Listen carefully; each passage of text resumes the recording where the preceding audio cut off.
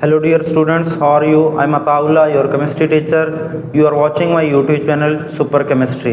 जी बेटा, आज हम सेकेंड ईयर 7th चैप्टर का एक बहुत इंपॉर्टेंट लॉन्ग और शॉर्ट के हिसाब से टॉपिक हाइब्रिडाइजेशन बेटा कवर करने वाले हैं।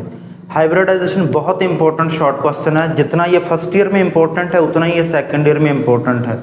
मसलन बेटा, मैंने पिछली वीडियो में भी आपको बताया था, मेरा एक स्टूडेंट मुझे कहने लगा सर मुझे फर्स्ट ईयर में भी sp2 हाइब्रिडाइजेशन आया था और जब मैंने सेकेंड ईयर केमिस्ट्री का पेपर दिया तो मुझे तब भी sp2 हाइब्रिडाइजेशन लॉन्ग क्वेश्चन आया। तो इतना इंपॉर्टेंट लॉन्ग क्वेश्चन है। अब बेटा हम इसको कवर करेंगे। सबसे पहले देखेंगे हाइब्रिडाइजेशन क्या होती है। हाइब्रिडाइजेशन बेटा, इससे रिलेटेड कुछ बेटा इसका इंट्रोडक्शन मैंने पिछली वीडियो में भी कवर किया है। मसलन उसमें मैंने आपको बताया हुआ है कि हमें कैसे पता चलता है कार्बन हाइब्रिडाइज होती भी है कि नहीं होती, उसका आंसर भी उसमें मौजूद है, तो आप वीडियो जरूर देखिएगा। कार्बन को कैसे पता चलता है कि मैंने sp हाइब्रिडाइज होना है, sp2 होना है या sp3, वो भी बेटा मैंने पिछली वीडियो में बताया हुआ है। कार्बन एटम एक्साइटेड स्टेट में जाने के लिए एनर्जी कहाँ से गेन करता है वो भी बेटा मैंने पिछली वीडियो में बताया, तो वो वीडियो जरूर देखिएगा जाकर। अब हम यहाँ पर बेटा अपने टॉपिक की तरफ चलते हैं। हाइब्रिडाइजेशन क्या है? हाइब्रिड का मतलब होता है बेटा दो डिफरेंट चीजों का कंबाइन करना। मसलन जो बायोलॉजी के स्टूडेंट्स उन्हें बेटा पता होगा हाइब्रिड, वो हाइब्रिड एनिमल आप बायोलॉजी में पढ़ते हैं। मसलन म्यूल, खच्चर जो है वो हाइब्रिड एनिमल है, दो डिफरेंट चीजों की, दो डिफरेंट स्पीशीज कॉम्बिनेशन से बनता है।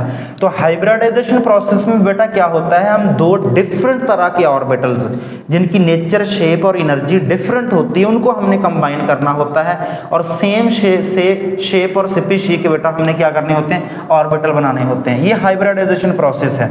इसका कॉन्सेप्ट बेटा सबसे पहले अमेरिकन केमिस्ट लिनस पॉलिंग ने दिया था। लिनस पॉलिंग की बेटा हिस्ट्री भी मैंने पीछे बताई हो, तो वो भी आप जरूर देखिएगा। लिनस पॉलिंग बहुत बड़ा अमेरिकन केमिस्ट था बेटा। इसने 1200 के राउंड अबाउट बुक्स और बेटा पेपर लिखे हैं, 2 नोबेल प्राइज इसको बेटा मिले हुए हैं। तो अब हम देखते हैं हाइब्रिडाइजेशन प्रोसेस के अपने मेन टॉपिक की तरफ बेटा चलते हैं। हाइब्रिडाइजेशन बेटा प्रोसेस है कि द प्रोसेस इन विच, इस प्रोसेस में बेटा क्या होता है, हमारे पास different orbitals of different shape and energy. इसमें बेटा हमारे पास क्या होता है, इस प्रोसेस के अंदर हमारे पास डिफरेंट ऑर्बिटल जिनकी डिफरेंट एनर्जी होती है, डिफरेंट ऑर्बिटल जिनकी एनर्जी डिफरेंट होती है और शेप डिफरेंट होती है, शेप और एनर्जी डिफरेंट होती है, वो इंटरमिक्स करते हैं और क्या बनाते हैं, हाइब्रिड ऑर्बिटल बनाएंगे। जितने एटॉमिक ऑर्बिटल इंटरमिक्स हुए हैं उतने ही बेटा हमारे पास क्या बनेंगे, हाइब्रिड ऑर्बिटल। अब ये भी समझ लेना है अपने कि जो हमारे पास पहले ऑर्बिटल थे वो भी एटम के ऑर्बिटल, तो एटॉमिक ऑर्बिटल, ये जो हाइब्रिड ऑर्बिटल बनते हैं ये भी एटॉमिक ऑर्बिटल ही होते हैं जो डिफरेंट शेप और एनर्जी की कॉम्बिनेशन से बनते हैं, हाइब्रिड ऑर्बिटल फॉर्म। अब जितने एटॉमिक ऑर्बिटल मिक्स हुए हैं उतने ही हमारे पास मॉलिक्यूलर ऑर्बिटल बेटा बनेगी। इसकी मैं मजीद डिटेल आपको बताता हूं। तो अब बेटा हमारे पास हाइब्रिडाइजेशन 3 तरह की होती तो बेशुमार तरह की। यहाँ पर हम बेटा 3 तरह की हाइब्रिडाइजेशन डिस्कस करेंगे। सबसे पहले है sp हाइब्रिडाइजेशन क्या होती है, sp2 हाइब्रिडाइजेशन और sp3 हाइब्रिडाइजेशन क्या होती है। तीनों हाइब्रिडाइजेशन को बेटा हम देखेंगे। तो सबसे पहले बेटा हम देखते हैं sp3 हाइब्रिडाइजेशन। बाज़ दफ़ा बेटा मॉलिक्यूल MCQ पूछ लेता है, मॉलिक्यूल बताएगा और वो मॉलिक्यूल देकर पूछेगा इसमें बताएं कौन सी हाइब्रिडाइजेशन है। तो ये चीज़ बेटा आपने समझ लेनी है। हमारे पास 3 तरीके की हाइब्रिडाइजेशन है बेटा। इसके नेम से ज़ाहिर है इसमें जो हमारे पास एटॉमिक ऑर्बिटल डिफरेंट शेप और एनर्जी के मिक्स होंगे ना, कितने मिक्स होंगे और कितने और हाइब्रिड ऑर्बिटल बनेंगे वो अब हम इससे पता कर सकते हैं। मसलन sp3 है ना बेटा, sp3 में एक s मिक्स हुआ है और 3 p मिक्स होते हैं, तो टोटल हमारे पास 4 एटॉमिक ऑर्बिटल मिक्स हुए हैं, तो 4 ही हाइब्रिड एटॉमिक ऑर्बिटल बेटा हमारे पास बनेंगे। तो 4 हाइब्रिड एटॉमिक ऑर्बिटल बनते हैं। अब sp2 में बेटा एक s और 2 p मिक्स हुए तो हमारे पास 3 हाइब्रिड ऑर्बिटल बना करेंगे। sp में बेटा एक s और एक p मिक्स हुआ है तो हमारे पास 2 हाइब्रिड ऑर्बिटल बेटा बना करेंगे। अब हम मॉलिक्यूल देकर पूछ रहे तो बताएं इसमें कौन सी हाइब्रिडाइजेशन है। मसलन मैं बेटा यहाँ पर एक मॉलिक्यूल लिख रहता हूँ CH4, बताएं इसमें हाइब्रिडाइजेशन कौन सी है।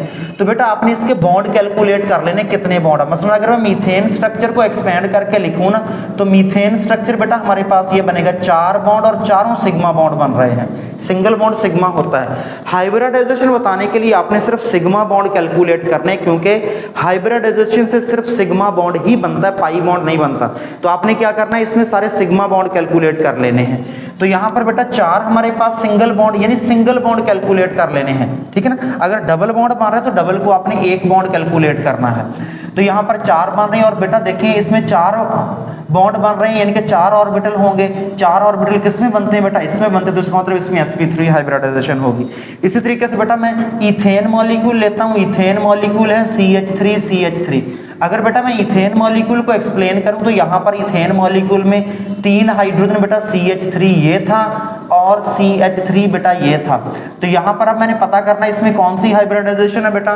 तो देखें एक कार्बन, देखें एक कार्बन कितने सिंगल बॉन्ड बना रहा है? यहाँ पर कार्बन के 4 बॉन्ड है और चारों सिंगल बॉन्ड है। हमें पता है सिंगल बॉन्ड सिग्मा होते हैं और सिग्मा बॉन्ड किससे बने हैं? हाइब्रिडाइजेशन से बने हैं। इसका मतलब इसमें 4 हाइब्रिडाइजेशन हुई होगी और 4 हाइब्रिड ऑर्बिटल किसमें बनते हैं? sp3 में। तो इसका मतलब इसमें भी sp3 हाइब्रिडाइजेशन होगी। नेक्स्ट बेटा sp2 की बात करते हैं। मैं यहाँ पर इथीन मॉलिक्यूल की बेटा एग्जांपल करता हूँ। इथीन मॉलिक्यूल है CH2 डबल बॉन्ड CH2। बाज दफा वो इसको C2 2 कार्बन है C2H4 लिख देता है, स्टूडेंट्स को पता नहीं चलता इसमें कौन सी हाइब्रिडाइजेशन है। जी बेटा स्ट्रक्चर एक्सप्लेन करें, यानी कि 2 कार्बन 4 हाइड्रोजन, तो एक कार्बन को 2 हाइड्रोजन मिलेंगे, तो यानी हमारे पास बन जाएगा CH2 डबल बॉन्ड CH2 बनेगा। तो ये बेटा हमारे पास स्ट्रक्चर एक्सपेंड करें तो स्ट्रक्चर इसका बनेगा C डबल बॉन्ड C। अब बेटा 2 हाइड्रोजन इस कार्बन को मिले और 2 हाइड्रोजन बेटा इस कार्बन को मिले हैं। ये बेटा इसका स्ट्रक्चर बन गया। अब यहाँ पर बेटा देखें, अब आपने सिग्मा बॉन्ड कैलकुलेट करने हैं, क्योंकि अब आपने हाइब्रिडाइजेशन बतानी है, इसमें हाइब्रिडाइजेशन कौन सी है, तो सिग्मा बॉन्ड कैलकुलेट करने। तो बताएं बेटा इसमें सिग्मा बॉन्ड कितने? एक सिग्मा बॉन्ड ये, एक सिग्मा बॉन्ड ये, इस कार्बन का मैं कैलकुलेट कर रहा हूँ, इस कार्बन का एक सिग्मा ये, एक सिग्मा ये। अब डबल बॉन्ड में और ट्रिपल बॉन्ड में एक सिग्मा बॉन्ड होता है, तो डबल और ट्रिपल बॉन्ड को मैंने एक कैलकुलेट करना है, यानी एक बॉन्ड ये, एक ये, 3 बॉन्ड यानी कि सिग्मा कार्बन बना रहा है। और 3 देखें किसमें बन रहे होते हैं? तो इसमें सिग्मा बॉन्ड बन रहे हैं 3, तो इसका मतलब है sp2 इसमें हाइब्रिडाइजेशन होगी। इसी तरीके से अगर मैं इथाइन मॉलिक्यूल लिखूं, एसिटाइलिन भी जिसको बोलते हैं, CH triple bond CH, structure में खोल के लिखूं तो बेटा बनेगा C ट्रिपल बॉन्ड C, एक हाइड्रोजन इधर और एक हाइड्रोजन इधर। हाइब्रिडाइजेशन बतानी है इस कार्बन की, तो बेटा देखिए ये कार्बन कितने सिग्मा बॉन्ड बना रहा है, तो एक बेटा एक बॉन्ड इसने ये बनाया, तो एक बॉन्ड सिंगल बॉन्ड सिग्मा ही होता है। और ट्रिपल बॉन्ड में आपने बेटा फर्स्ट ईयर में भी पढ़ा हुआ है, ट्रिपल बॉन्ड में एक सिग्मा बॉन्ड होता है, यानी आपने समझ लेना डबल और ट्रिपल को अपनी हाइब्रिडाइजेशन बताने के लिए एक बॉन्ड कैलकुलेट करना है। तो एक बॉन्ड ये, एक बॉन्ड ये, तो ये कार्बन 2 सिग्मा बॉन्ड बना रही है और 2 सिग्मा बॉन्ड बेटा देखें किसमें बनते हैं? इसमें, तो इसका मतलब इसमें sp हाइब्रिडाइजेशन होगी। इस तरीके से आप इजीली फाइंड आउट भी बता भी सकते हैं उसको कि इसके अंदर हाइब्रिडाइजेशन कौन सी होगी। हाइब्रिडाइजेशन बेटा होती क्या है? इसमें हम क्या करते हैं? डिफरेंट ऑर्बिटल डिफरेंट शेप और एनर्जी के मिक्स करते हैं और सेम एनर्जी और शेप की ऑर्बिटल बेटा बना लेते हैं। हमारे पास 3 तरीके की हाइब्रिडाइजेशन है, उसको पता करना भी बेटा मैंने बता दिया। सबसे पहले हम sp3 हाइब्रिडाइजेशन बेटा देखते हैं, तो गौर से पहले देख लेना है इसको। मैं पहले एग्जांपल आपको करवाता हूं बेटा, इसकी एग्जांपल के बाद डेफिनेशन करवाता हूं, तब आपको डेफिनेशन बेटा अच्छे से क्लियर होगी। एग्जांपल बेटा देखें, मैं यहाँ पर मीथेन में बता चुका हूँ अभी CH4 में sp3 हाइब्रिडाइजेशन होनी है। मीथेन और इथेन की बेटा मैं 2 स्ट्रक्चर, 2 बेटा यहाँ पर एग्जांपल एक्सप्लेन करूंगा मीथेन और इथेन की। दोनों को मैं बता चुका हूँ, इसमें 4 बॉन्ड का 4 सिग्मा बॉन्ड बन रहे हैं, तो ये सिग्मा बॉन्ड बना रहे हैं, यानी कि sp3 हाइब्रिडाइजेशन कर रहे हैं। CH4 स्ट्रक्चर है बेटा मेरे पास। कार्बन की ग्राउंड स्टेट इलेक्ट्रॉनिक कॉन्फ़िगरेशन अगर हम देखें तो कार्बन ग्राउंड स्टेट की इलेक्ट्रॉनिक कॉन्फ़िगरेशन बेटा बनाता है। कार्बन में 6 इलेक्ट्रॉन है, 1s2 2s2 2px1 2py1 और 2pz1 इसका वेकेंट होता है। अब कार्बन क्या कर रहा है? ये इसकी ग्राउंड स्टेट इलेक्ट्रॉनिक कॉन्फ़िगरेशन है। और बेटा हमने फर्स्ट ईयर में पढ़ा हुआ है, फर्स्ट ईयर के अंदर एक एटम के पास जितने हाफ फिल्ड एटॉमिक ऑर्बिटल मौजूद होते हैं वो उतनी बॉन्ड करता है। तो यहाँ कार्बन के पास ये आखिरी शेल है बेटा, ये आखिरी शेल, पहले आखिरी शेल का पता कर लें। हमें पता है बॉन्डिंग पूरे आखिरी शेल ने करनी होती है। ये आखिरी शेल को रिप्रेजेंट ये नंबर कर रहा होता है, ये 2, ठीक है ना। ये जो S और PX PY PZ है ये आखिरी शेल के पार्ट हैं। रिएक्शन आखिरी शेल पूरे के पूरे ने करना होता है। तो यहाँ पर आखिरी शेल जिसके साथ 2 लग रहा है वो आखिरी शेल है बेटा। तो ये यानी इसका मतलब जब ये कार्बन बॉन्डिंग बनाए तो ये पूरे बेटा क्या होंगे? ये ऑर्बिटल इसमें इन्वॉल्व होंगे। तो अब बेटा देखें आखिरी शेल में ये 2 हाफ फिल्ड एटॉमिक ऑर्बिटल हैं। इसमें हमें पता एक ऑर्बिटल में मैक्सिमम 2 ही इलेक्ट्रॉन रह सकते हैं, तो यहाँ पर इसमें 2 इलेक्ट्रॉन पूरे हैं। तो ये तो बॉन्डिंग में बेटा क्या होगा? फिल वक्त यहाँ पर इन्वॉल्व नहीं होगा। तो यहाँ ये हाफ फिल है, 2 होनी चाहिए, एक है, दो होनी चाहिए, एक है, और ये बिल्कुल खाली है तो ये भी बॉन्डिंग में इन्वॉल्व नहीं होगा। अब दो हाफ फिल्ड है तो हाफ फिल्ड ही बॉन्डिंग करते हैं। क्यों? क्योंकि बेटा एक इलेक्ट्रॉन इसका और एक दूसरे के साथ शेयर होगा तो एक दूसरे ने देना है। मसलन एक कार्बन जब हाइड्रोजन से बॉन्डिंग करेगा तो एक इलेक्ट्रॉन अपना यहां से पेश करेगा, एक दूसरा हाइड्रोजन से लेगा, तो यहां पर इस वजह से बॉन्ड हाफ फिल्ड यानी कि बॉन्डिंग करवाने के लिए हाफ फिल्ड एटॉमिक ऑर्बिटल होना जरूरी, क्योंकि एक उसने देना होता है, एक दूसरे का लेना होता है। तो यहां पर दो हाफ फिल्ड है तो कार्बन दो बॉन्ड बनाएगा, और कार्बन पहले दो ही बॉन्ड बनाता है। ये बहुत इंपॉर्टेंट शॉर्ट क्वेश्चन आ जाता है, where energy come from to excite carbon atom in hybridisation, कि कार्बन एटम हाइब्रिडाइजेशन में एक्साइटेड फॉर्म में फिर कार्बन जाता है, एक्साइटेड फॉर्म में जाने के लिए एनर्जी कहां से गेन करता है जी बेटा? देखिए अब कार्बन क्या करेगा, यहां पर ये इलेक्ट्रॉनिक कॉन्फ़िगरेशन तो बता रही है दो बॉन्ड बनाएगा, लेकिन हमें पता है कार्बन दो बॉन्ड नहीं बनाता, मेजोरिटी तौर पर हर के अंदर बेटा ये चार बॉन्ड ही शो कर रहा होता है, लेकिन ये इलेक्ट्रॉनिक कॉन्फ़िगरेशन तो बता रही है इसके पास दो हाफ फिल्ड है तो ये कार्बन दो बॉन्ड बनाएगा। कार्बन क्या करेगा? दो बॉन्ड बनाएगा, लेकिन कार्बन पहले दो ही बॉन्ड बनाता है। जैसे ही दो बॉन्ड बनाता है तो हमें पता हर बॉन्ड में एनर्जी रिलीज होती बनते हुए, तो जब ये कार्बन दो बॉन्ड बनाएगा तो एनर्जी रिलीज करेगा, और जैसे ही एनर्जी रिलीज करेगा तो उस एनर्जी को ये खुद ही अब्सॉर्ब कर लेगा बाद में, फिर वो खुद ही की अब्सॉर्ब की हुई एनर्जी इस कार्बन का यहां से एक इलेक्ट्रॉन एक्साइट करवा के 2pz में भेज देगी। अब क्या हो गया, दो और हमारे पास क्या हो जाएंगे, हाफ फिल्ड एटॉमिक ऑर्बिटल बन जाएंगे। दो पहले हाफ फिल्ड एटॉमिक ऑर्बिटल थे, इन्होंने बॉन्ड बनाया, जैसे ही बॉन्ड बनाया तो बॉन्ड बनाने के बाद इन्होंने एनर्जी रिलीज की, उस एनर्जी ने ये इलेक्ट्रॉन यहां से यहां एक्साइट कर दिया। अब ये भी हाफ फिल हो गया, इसमें भी एक इलेक्ट्रॉन, ये भी हाफ, अब दो और हाफ फिल हो गया, अब इसको नई बॉन्डिंग करनी पड़ेगी। तब क्या होगा, कार्बन एटम, और हमें पता है जब भी किसी एटम का इलेक्ट्रॉन एनर्जी अब्सॉर्ब करने के बाद एक्साइट होकर अगले ऑर्बिटल में चला जाए ना, तो इसको बेटा हम क्या बोलते हैं, कार्बन एक्साइटेड फॉर्म में चला गया, यानी हीट अप हो गया, इसको एनर्जी मिली है, और एनर्जी मैंने बता दिया कहां से मिलती है आपको। तो नेक्स्ट बेटा अब हम देखेंगे कार्बन की excited state electronic configuration. Carbon की पहला शेल 1s2, इसमें तो कुछ नहीं करना, सिंपल तमाशा देखने के लिए है। अब कार्बन की आखिरी शेल की इलेक्ट्रॉनिक कॉन्फ़िगरेशन 2s1 हो जाएगी, पहले 2s2 था, एक इलेक्ट्रॉन यहां से शिफ्ट हो गया है 2s2, और ये 2px1 है, 2py1 और ये 2pz1 है। अब कार्बन के पास चार हाफ फिल्ड एटॉमिक ऑर्बिटल हो गए हैं। अब ये क्या, चारों से एक एक इलेक्ट्रॉन देगा और दूसरी साइड से हाइड्रोजन से या कार्बन से इलेक्ट्रॉन लेगा, और यहाँ पर बेटा पेयरिंग इसकी हो जाएगी और ये कंप्लीटली फिल हो जाएंगे। अब कार्बन के पास चार हाफ फिल्ड एटॉमिक ऑर्बिटल हो गए, इसका मतलब कार्बन चार बॉन्ड बनाएगा। अब बेटा देखिए, ये मैंने पिछली वीडियो में बताया है, अब कार्बन चार हाफ फिल्ड एटॉमिक ऑर्बिटल बना रहा है। अब इन चारों हाफ फिल्ड एटॉमिक ऑर्बिटल को बेटा देखिएगा, इन चारों की एनर्जी बराबर नहीं है, ना इनकी शेप बराबर है। अब ये हमारे पास है 2s1, ये 2s है, हमें पता है s की शेप स्फेरिकल होती है, ये हमारे पास s ऑर्बिटल आ गया। ये 2px है बेटा, x हमारे पास, ये मैंने x एक्सिस लगा दिया, y एक्सिस, ये हमारे पास 2px बेटा ऑर्बिटल आ गया, डंबल शेप इसकी होती है p की। ये हमारे पास बेटा 2py आ गया, ये y एक्सिस पर बेटा मैंने लगा दिया इसको, और ये बेटा मैंने z एक्सिस पर लगा दिया, ये 2pz है। अब ये हमारे पास बेटा चार हाफ फिल्ड, इनमें एक एक इलेक्ट्रॉन है, ये एक एक इलेक्ट्रॉन है इनके अंदर, ये बेटा इनके अंदर एक एक इलेक्ट्रॉन है, एक एक इलेक्ट्रॉन। इनमें बेटा तीन की शेप सेम है, एनर्जी भी सेम है, इन तीनों की ये डीजनरेट ऑर्बिटल होते हैं, एनर्जी और शेप सेम होती है। s की एनर्जी और शेप सेम नहीं है, क्योंकि बेटा हमें पता है जब इलेक्ट्रॉन फिल हुए तो सबसे पहले s में फिल हुए, तो हमें पता है इलेक्ट्रॉन उसमें फिल होते हैं जिसकी एनर्जी कम होती है, इसका मतलब s की एनर्जी इन चारों ऑर्बिटल में s की एनर्जी हमारे पास क्या है, कम है, इन तीनों की एनर्जी ज्यादा है। अब क्या होगा, ये हमें बता रहे हैं कि एक बॉन्ड 2s बनाएगा और तीन बॉन्ड जो होंगे वो p से, यानी एक 2px से बनेगा, 2py से बनेगा, 2pz से बनेगा। अब 2ps की एनर्जी कम है तो जो बॉन्ड 2ps से बनेगा उसकी एनर्जी भी कम होगी, 2py 2pz और 2px की एनर्जी ज्यादा, तो जो बॉन्ड इनसे बनेगा उनकी एनर्जी ज्यादा होगी। लेकिन जब हम मॉलिक्यूल को असल देखते हैं एक्सरे क्रिस्टलोग्राफी के जरिए, हमें पता चलता है कार्बन के चारों बॉन्ड की एनर्जी सेम है। अब कार्बन के चारों बॉन्ड की एनर्जी सेम होने का मतलब क्या है, कार्बन के चारों बॉन्ड की एनर्जी सेम होने का मतलब है कि यहां पर भी कार्बन ने जब बॉन्डिंग शुरू की है उससे पहले कार्बन ने भी यहां पर अपनी एनर्जी, अपने तमाम एटॉमिक ऑर्बिटल की एनर्जी सेम की, तभी मॉलिक्यूलर ऑर्बिटल की एनर्जी सेम हुई है। तो इसका मतलब अब हमने यहां पर कार्बन के चारों ऑर्बिटल की एनर्जी सेम करनी है। अब कार्बन के चारों ऑर्बिटल की एनर्जी सेम करेंगे तो इनको मिक्स कर लेंगे।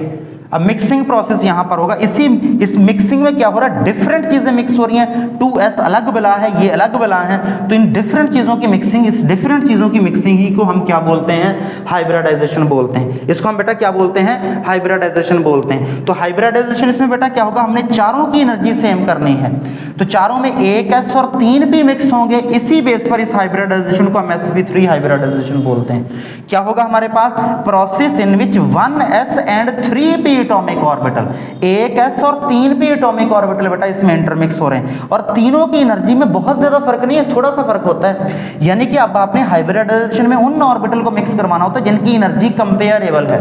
कंपेरेबल का मतलब होता है हम पल्ला एक जैसे होना, यानी कि थोड़ा सा इसमें फर्क होता है। तो इसमें क्या हो रहा है, हमारे पास डिफरेंट ऑर्बिटल हमारे पास मिक्स हो रहे हैं जिनकी एनर्जी भी डिफरेंट और शेप भी डिफरेंट है, ठीक है ना। और मिक्स होंगे, 4 half filled atomic orbital mix होना तो 4 ही हाइब्रिड ऑर्बिटल बनेंगे, और जिनकी एनर्जी क्या होगी, सेम हो जाएगी और शेप भी उनकी सेम हो जाएगी।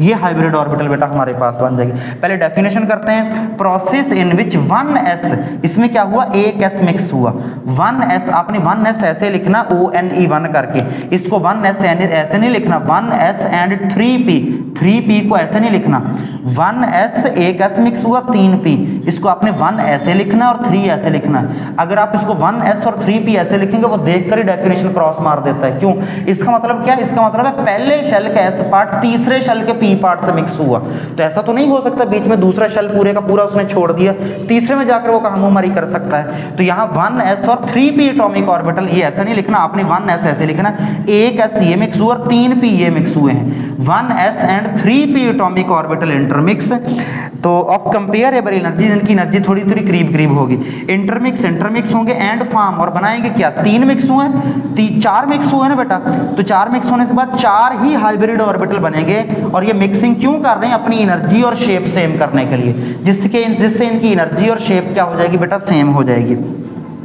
Comparable intermix to form 4 hybrid orbital of equal shape and energy. तो ये बेटा हमारे पास 2s था, s की शेप मैंने बना दी, 2px था, 2py था, 2pz बना दिया। अब ये चारों मिक्स होंगे, और मिक्स होने के बाद 4 मिक्स हो तो 4 हाइब्रिड ऑर्बिटल बनेंगे। हम करवा क्यों रहे हैं बेटा, क्योंकि इनकी एनर्जी डिफरेंट थी। जब हमने मॉलिक्यूल देखा तो मॉलिक्यूल में तमाम बॉन्ड की एनर्जी सेम थी, तो इसका मतलब मॉलिक्यूल में बॉन्ड की एनर्जी सेम है, तो जब ये एटॉमिक आपस में रिएक्शन करते हैं उससे पहले अपनी एनर्जी सेम करते, तो एनर्जी सेम करने के लिए हम हाइब्रिडाइजेशन मिक्सिंग करवा रहे हैं। तो अब मैंने क्या करवा दिया, चारों को मिक्स करवा दिया, और मिक्सिंग से 4 हमारे पास सेम एनर्जी के ऑर्बिटल बन गए, जिनकी एनर्जी भी सेम है और शेप भी सेम है। अब ये बेटा देखें, इन तमाम सेम शेप के मैंने बना दिए, 4 हाइब्रिड ऑर्बिटल बना दिए।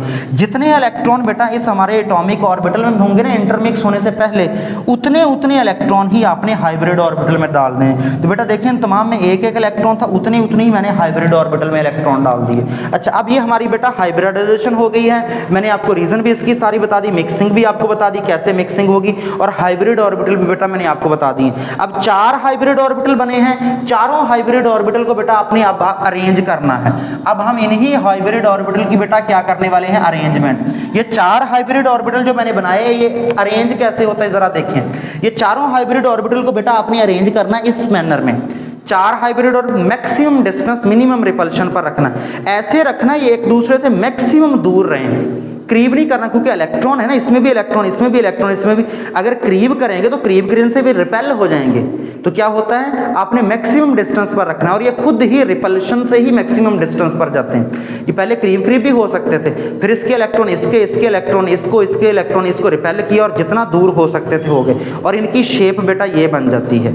ये बेटा इनकी शेप हमारे पास बन जाती है। ये हमारे पास 4 ऑर्बिटल इस तरीके से हैं। ये देखें, इसको मैं जिधर साइड से भी देखूंगा एक जैसे, इसको मैं ऐसे कर दूं, इसको ऐसे कर दूं, ऐसे ही इसको ऐसे कर दूं, इसको ऐसे कर दूं, ऐसे कर दूं, हर साइड पर बेटा शेप सेम बन रही है। तो ये बेटा क्या होगा, मैक्सिमम डिस्टेंस और मिनिमम रिपल्शन पर। अब मैंने ऐसे ही अरेंज किया, एक ऑर्बिटल ये बेटा मैंने ऊपर कर दिया, ये ऊपर वाला ऑर्बिटल, एक ये ऐसे साइड पर कर दिया, एक ये बेटा मैंने क्या कर दिया, इधर साइड पर कर दिया। अब एक पीछे है, पीछे वाले को पेज फाड़ कर तो हम नहीं बना सकते, तो पीछे वाले को पेज पर बनाने के लिए मैंने यहाँ पर नीचे शो कर दिया। इसका मतलब क्या, जो नीचे शो है ये असल में बैक साइड पर मौजूद होता है, ये बैक साइड पर मौजूद है। इस वजह से बेटा आपने इसकी इस तरीके से हम शेप बना रहे होते हैं। अच्छा बेटा, हाइब्रिडाइजेशन में हमने दो मरतबा शेप और ज्योमेट्री एंगल बताने होते हैं। शेप और एंगल दो मरतबा हमने बताने होते हैं। पहले बेटा शेप और एंगल कहाँ पर बताने, पहले जब हमने चार हाइब्रिड या जितने भी हाइब्रिड ऑर्बिटल बनेंगे, मसलन sp3 में 4, इसमें 3, इसमें 2 बनेंगे, पहले आपने हाइब्रिड ऑर्बिटल की ज्योमेट्री शेप बतानी है और एंगल बताना है। तो यहाँ पर बेटा जब मैंने चार हाइब्रिड ऑर्बिटल को अरेंज किया तो ये देखें, जो मैंने चार हाइब्रिड ऑर्बिटल को अरेंज किया था वो टेट्राहीड्रल, ये टेट्राहीड्रल शेप बेटा इसको बोलते हैं, चार कोनों वाली शक्ल। अगर मैं इसको ऐसे कवर कर दूं, इसको ऐसे कवर कर दूं, इसको ऐसे, तो ये चार कोनों वाली शक्ल बनेगी। तो चार कोनों वाली शक्ल को टेट्रागोनल शेप या टेट्राहीड्रल शेप बोलते हैं, यानी कि इसके चार हेड या टेट्रागोन, चार कोने बन गए हैं। तो ये टेट्रागोनल फॉर्म में अरेंज है बेटा। पहले आपने ऑर्बिटल की शेप बतानी है, तो ऑर्बिटल बेटा कैसे अरेंज है, orbitals are arranged in tetrahedral form. अगर हम यहाँ पर बॉन्ड एंगल चेक करें तो 109.5 डिग्री बॉन्ड एंगल, और ये क्या नॉन प्लेनर शेप है, यानी एक सीध में नहीं है, एक सीध में नहीं। मसलन अगर मेरे पास 3 होते तो 3 को मैं एक सीध में अरेंज कर सकता था। ये मसलन मेरे पास 3 ऑर्बिटल हैं, 3 बेटा देखें एक प्लेन एक सीध में अरेंज हो गए हैं, ये एक सीध में अरेंज, ये प्लेन होती है। तो यहाँ पर प्लेन नहीं है, बल्कि मैं किसी साइड पर, ये एक प्लेन है, अगर मैं ये प्लेन लूँ तो ये देखें प्लेन से बाहर हो गए। अगर मैं इसको प्लेन लूँ तो ये दो वाले प्लेन से बाहर हो गए। तो ये प्लेनर शेप नहीं, एक सीध में नहीं जा रही, बल्कि ये क्या नॉन प्लेनर शेप है। तो ये बेटा हमारे पास कार्बन, कार्बन जोन से भी बेटा जिसमें भी कार्बन 4 बॉन्ड बनाएगा, कार्बन 4 यानी कि sp3 हाइब्रिडाइज्ड होगा, उसमें हमेशा हमारे पास कार्बन 4 हाइब्रिडाइज्ड होकर ये टेट्राहीड्रल फॉर्म में जुड़ जाएगा। अब इसी टेट्राहीड्रल फॉर्म ने आगे डिफरेंट मॉलिक्यूल बनाने हैं। अब इसी टेट्राहीड्रल से बेटा आप मीथेन बना सकते हैं, इथेन, प्रोपेन, ब्यूटेन, कोई और स्ट्रक्चर भी बेटा आप इससे बना सकते हैं, ठीक है। अब बेटा मैं इसकी बॉन्डिंग एक्सप्लेन करूंगा, यहाँ पर मीथेन मॉलिक्यूल एक्सप्लेन करूंगा। अब मीथेन मॉलिक्यूल, अब पहले आपने इसकी सादा ज्योमेट्री लिख देनी, अरेंजमेंट जब ऑर्बिटल को अरेंज करना तो उसकी शेप आपने वैसे ही रखनी। अब जब बॉन्डिंग करवानी तो अगली शेप बनानी है आपने, अगली शेप, और शेप बनाकर फिर आपने geometry, bond angle, bond structure सब कुछ दोबारा फिर आपने उसको बताना होता है। बाज़ दफ़ा ऐसा होता है कि जो हमारे पास ऑर्बिटल है उसकी शेप कुछ और होती है, जब बॉन्ड बन जाता है तो शेप चेंज भी हो जाती है। तो इसी वजह से आपने ऑर्बिटल की अलग अरेंजमेंट बतानी, जब वो मॉलिक्यूल बन गया उस वक्त अलग उसकी ज्योमेट्री बेटा बतानी होती है। अब मीथेन मॉलिक्यूल मैं एक्सप्लेन करता हूं। तो मीथेन मॉलिक्यूल हमें पता है, मीथेन मॉलिक्यूल है ये वाला बेटा, कार्बन 4 बॉन्ड है बेटा, यही इसी तरीके से कार्बन के 4 बॉन्ड बना दें तो ये कार्बन के 4 हाइब्रिड ऑर्बिटल बेटा मौजूद हैं। एक इधर हाइड्रोजन से बॉन्डिंग करवा दें, एक इधर हाइड्रोजन से, एक इधर, एक और इधर हाइड्रोजन से बॉन्डिंग जी करवाएं, हाइड्रोजन से बॉन्डिंग। एक हाइड्रोजन, हमें पता है हाइड्रोजन की इलेक्ट्रॉनिक कॉन्फ़िगरेशन होती है 1s1, यानी इसके पास न्यूक्लियस और एक ही बेटा हाइब्रिड शेल होता है और उस शेल में एक ही इलेक्ट्रॉन होता है, 1s1 उसको बोलते हैं, पहला उसका s पार्ट में एक इलेक्ट्रॉन। इधर हाइड्रोजन से बॉन्डिंग करवा दें, ये बेटा मैंने हाइड्रोजन से बॉन्डिंग करवा दी, एक इलेक्ट्रॉन, ये ब्लू कलर में मैंने कार्बन का रिप्रेजेंट किया और ये ब्लैक कलर में मैंने हाइड्रोजन का रिप्रेजेंट कर दिया। इधर से बेटा चारों तरफ से कार्बन के गिर्द मीथेन में हाइड्रोजन ही बॉन्डिंग करते हैं। इधर वाली साइड पर बेटा आप इसकी हाइड्रोजन से बॉन्डिंग करवा दें, एक इलेक्ट्रॉन ब्लू कलर में कार्बन का और ब्लैक कलर में मैंने हाइड्रोजन का रिप्रेजेंट कर दिया। एक इधर बेटा ये कार्बन के साथ इसकी का हाइड्रोजन की बॉन्डिंग होगी, एक बेटा इधर वाली साइड पर बॉन्डिंग होगी। अगली शेप में आपने बॉन्डिंग करवानी है इसकी। अब बॉन्डिंग जरा देखें, इसमें हुआ क्या है, कार्बन का जो sp3 हाइब्रिड ऑर्बिटल है वो हाइड्रोजन के 1s ऑर्बिटल से मिक्सिंग कर रहा है। तो यहाँ पर जो ओवरलैप होगी वो होगी बेटा sp3s ओवरलैप। ओवरलैप का मतलब होता है एक चीज का दूसरे के ऊपर बैठना, लैप यानी कि एक का दूसरे के ऊपर बैठ जाने को बोलते हैं, पता चल गया बेटा। तो यहाँ पर sp3 के ऊपर s आकर बैठा है तो उसको हम बोलेंगे sp3s ओवरलैप हुई है यहाँ पर। तो सभी के अंदर sp3s ओवरलैप ही हुई है। अब जब आपने ज्योमेट्री बना दी उसके बाद आपने एक सादा फिर आप क्या करनी है, लाइन स्ट्रक्चर शो करना है उसका। अब लाइन स्ट्रक्चर में देखें बेटा, एक इधर बॉन्ड बना दूं बेटा लाइंस की फॉर्म में, एक इधर, और ये हमारे पास मीथेन का स्ट्रक्चर। अब दोबारा इसकी ज्योमेट्री, शेप और एंगल वगैरह सब कुछ आपने बताना है। तो यहाँ पर बेटा देखें, अब कार्बन में जो बॉन्ड बने हैं वो भी क्या बने, बिल्कुल इसी फॉर्म के अंदर ही बने हैं, कोई लोन पेयर वगैरह यहाँ पर नहीं रहा। तो यहाँ पर बेटा इसकी शेप फिर क्या हुई है, टेट्राहीड्रल फॉर्म में, क्योंकि जहाँ जहाँ पर इलेक्ट्रॉन अरेंज थे ना वहाँ वहाँ हाइड्रोजन जुड़ गए, मॉलिक्यूल की शक्ल बन नजर आ रही है। तो यहाँ पर टेट्राहीड्रल, वही बॉन्ड एंगल 109.5 डिग्री, वही नॉन प्लेनर शेप है, तमाम सिग्मा बॉन्ड बने। अगली चीज मैंने पहले भी बताई, हाइब्रिडाइजेशन से सिर्फ सिग्मा बॉन्ड ही बनता है। जब हाइब्रिड ऑर्बिटल यूज होंगे सिग्मा बॉन्ड आंखें बंद करके आपने बोल देना, सारे सिग्मा बॉन्ड बने और ओवरलैप तमाम में मैंने बता दी sp3s S ओवरलैप हुई है। ये हमारे पास बेटा मीथेन का स्ट्रक्चर था। अब हम ईथेन का स्ट्रक्चर एक्सप्लेन करते हैं। तो ईथेन बेटा ये होती CH3 single bond CH3। Structure explain करूं, एक कार्बन के साथ 3 हाइड्रोजन, एक कार्बन का कार्बन से बॉन्ड और इसके साथ भी 3 हाइड्रोजन है। ये कार्बन कार्बन का कार्बन से बॉन्ड, इस कार्बन के साथ भी 3 हाइड्रोजन मैंने जोड़ दी, इस कार्बन के साथ भी 3 हाइड्रोजन जोड़ दी। बेसिक स्ट्रक्चर यहीं से शुरू करना है आपने, बेसिक स्ट्रक्चर यही देखें, क्योंकि देखिए कार्बन क्या कर रहा है, 4 सिग्मा बॉन्ड बना रहा है यहाँ पर, तो 4 बना रहा, तो sp3 हाइब्रिडाइजेशन ही यहाँ पर होगी। तो यहाँ पर बेटा देखिए कार्बन 4 जो बॉन्ड बना रहा है, 3 पीछे हाइड्रोजन के साथ, यानी कि कार्बन 3 ये हाइड्रोजन के साथ बॉन्ड बना लेगा, और एक जो बॉन्ड है ये वाला sp3 ये अगले कार्बन के एक sp3 से बॉन्डिंग कर लेगा। तो यही बेटा मैंने लगा दिए, एक कार्बन के ये 4 हाइब्रिड ऑर्बिटल लगा दिए, यही वाला स्ट्रक्चर यहाँ उठा कर दिया। तो ये कार्बन के 4 और दूसरा कार्बन, इसके भी बेटा मैंने 4 ले लिए, इसके भी 3 ये, और एक बेटा इसका हाइब्रिड ऑर्बिटल ये होगा, और इसका हाइब्रिड ऑर्बिटल ये इस कार्बन के इस हाइब्रिड ऑर्बिटल के साथ ये देखिए ओवरलैप कर रहा है, ये इसके साथ ओवरलैप हो गया। एक बेटा इस कार्बन ने इलेक्ट्रॉन दिए जो मैंने ब्लैक कलर में शो किया, एक इस कार्बन ने इलेक्ट्रॉन दिया जो मैंने बेटा यहाँ पर ब्लू कलर में शो कर दिया, और यहाँ पर बेटा क्या हो गया, बॉन्ड बन गया है। यानी एक कार्बन का भाई sp3 इसके sp3 के साथ ओवरलैप, यानी यहाँ पर ओवरलैप कौन सी होगी, एक का sp3 दूसरे के sp3 के ऊपर बेटा जाकर बैठ रहा है, तो यहाँ पर sp3 बेटा ओवरलैप होगी यहाँ पर। और वही भी चीज एक कार्बन का एक कार्बन से बना दिया, बाकी इसके पीछे 3 हाइड्रोजन, इसके पीछे 3 हाइड्रोजन की बेसिक बेटा मैं स्ट्रक्चर शेप बता चुका हूं आपको। तो यहां पर इधर कार्बन हाइड्रोजन से बॉन्डिंग करवा दे, इधर हाइड्रोजन से बॉन्डिंग, और ये हाइड्रोजन इलेक्ट्रॉन देकर शेप पे बॉन्ड बना लिया, इधर हाइड्रोजन की बॉन्डिंग, ये इलेक्ट्रॉन देकर बॉन्ड बना लिया, इधर हाइड्रोजन की और ये हाइड्रोजन देकर बॉन्ड बना लिया। अब इधर भी हाइड्रोजन की, क्योंकि बैक साइड पर भी 3 हाइड्रोजन इसके भी जुड़ रहे हैं, इधर हाइड्रोजन का बॉन्ड बना दें, ये बेटा जुड़ गया, इधर हाइड्रोजन का बॉन्ड, ये बेटा बॉन्ड बन गया, और इधर हाइड्रोजन का बॉन्ड, ये बेटा इसका बॉन्ड बन गया। अब यहां पर sp3 ओवरलैप हुई है, और यहां पर बेटा देखें इस कार्बन का sp3 हाइड्रोजन के s ऑर्बिटल के साथ ओवरलैप हुई, तो यहां पर कार्बन के साथ sp3s ओवरलैप हुई, यहां पर भी sp3s ओवरलैप, यहां पर भी sp3s ओवर, ये भी सारी sp3s ओवरलैप।